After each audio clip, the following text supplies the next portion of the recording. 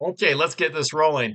So today I'm going to talk is Friday, January 19th, and so I'm going to talk about this morning's trades. Now, generally, I don't like trading on Fridays, except for a very small specific window of time.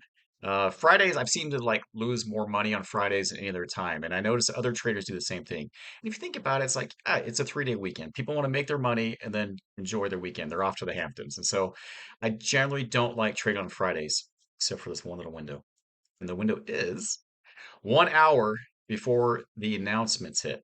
And so the opening bell hits, and then, but before that is announcement time. And I like hour before the announcements, that little window. I know it's early, believe me. Depends, especially depends on where you live. But that announcement time, there's usually at least one or two trades. And today there was four. That's right, four.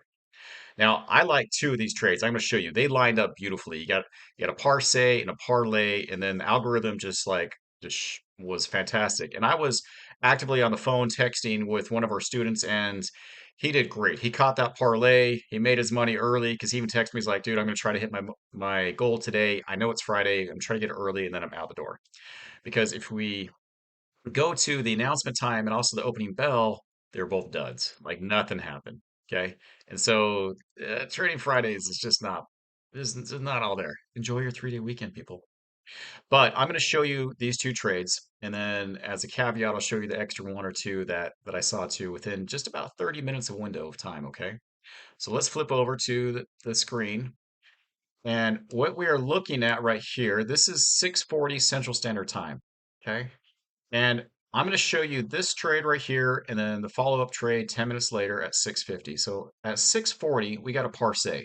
Now this is beautiful because we already have the orange line on top of the blue line and everything was just lining up, okay?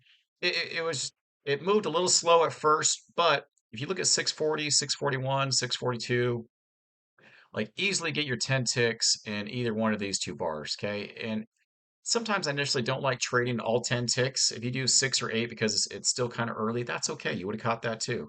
The price did just shoot up for a split second, but then it came all the way back down. So if your stop loss was just set normal, not super crazy or really dumb tight, really dumb and tight, there we go, then it would have been just fine. And so I like this trade. Great parse. It's just lined up beautiful. Then 10 minutes later, look at this. We get a parlay. And this is where my student, he made $1,250 on this one little trade, okay? So, and he's trading one contract, or sorry, one account. I can't remember how many contracts he said he's trading. It's either three or four. But the blue line's sitting on top, no problem there, right above the orange. So you know this is a go. And sure enough, he got in here and he rode this thing out and made his money. He made $1,250. He texts me, "Hey boss, I'm out. Nice job. Have a great weekend. I'll see you Monday." So I was stoked for him, man. That's awesome. So these are these two trades that happen. And if you see, I'm going to scroll over to about 7:30, and you see it was just a dud. This moved around a little bit, 34, 37. It moved $3. Usually it moves between like 20 to $30. $3 of movement just really isn't that much because I usually stick my buy side and my sell side above that, and it just stayed in the middle. So nothing there. And that's pretty common with a Friday. Uh, Fridays are just common that way. I don't know what it is, but it rolls back and forth that way. So it's very difficult to make money on Fridays, except this little window. Now, as a fun caveat, I'm going to show you the two other trades, okay? And I was talking to the student through this process, and I told him, "Hey, look," and he was already in the trade, and so he didn't want to get out of it or move anything. But I told him and I pointed out these are two more trades that are available in case anyone else is listening, which I think I had one or two more people on at the time with me. So let's go back to the screen. So we have the parse right here. We have the parlay.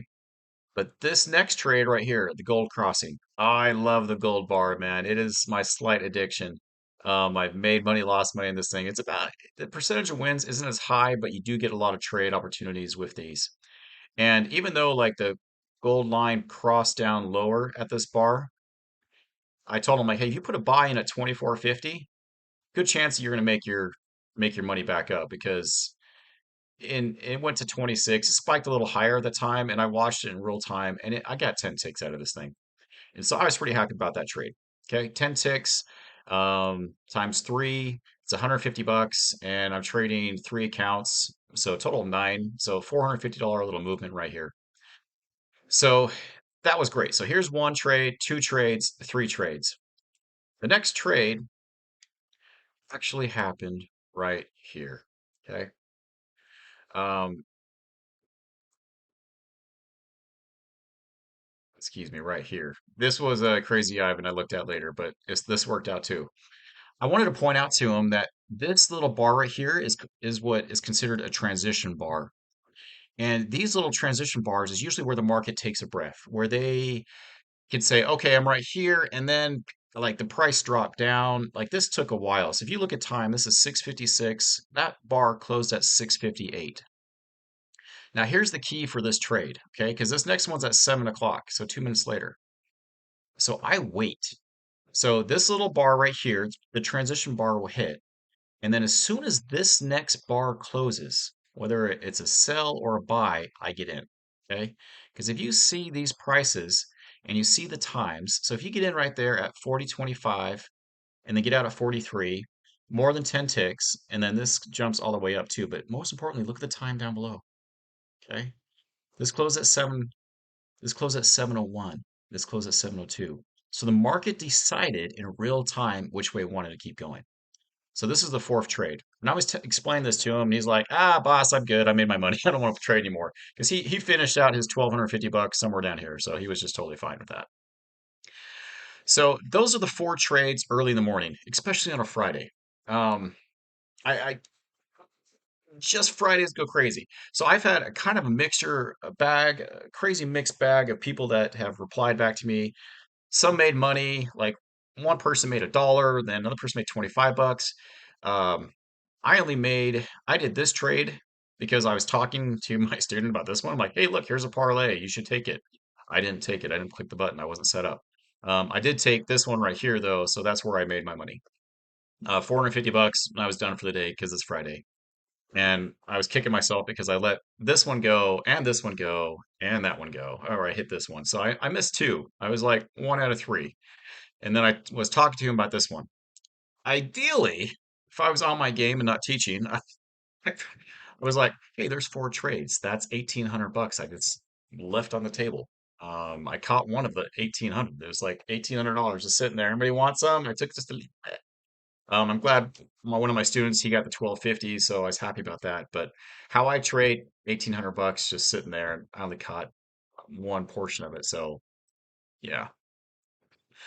All right. Well, as I'm going to show you this too, because Fridays are a little bit, yeah. Fridays can be kind of interesting. So I'm going to show you the next. I showed the announcement, but I'm also going to show the opening too, and you'll see that is just a dud. And I sat there with a bunch of people, and we looked at it, and yeah, sure enough, I was like, "Oh, it's Friday. It's gonna be dud. I hope no one's trading this thing or they're out." And I told people when I was on, I'm like, "Look, it's Friday. You might want to call it good. Just and I just give my personal opinion about things, and you can do whatever you want to. But all right, here it is.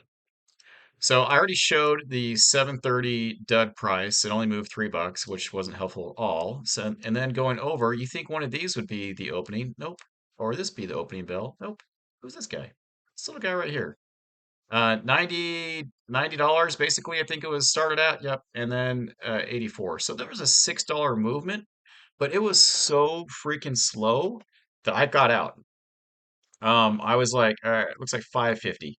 And I think my sell was down here, my buy was still up above that too. Like it wasn't even in my range. And I closed out. I was like, okay, well, welcome to Friday. And that's what happens.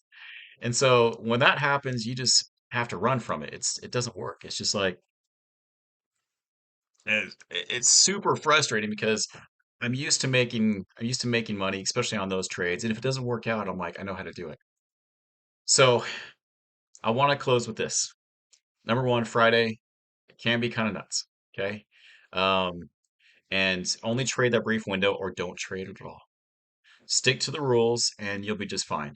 When you start venturing outside those rules, go with feelings or do something different or something you don't know how to do yet or haven't practiced yet, That's when you get in trouble.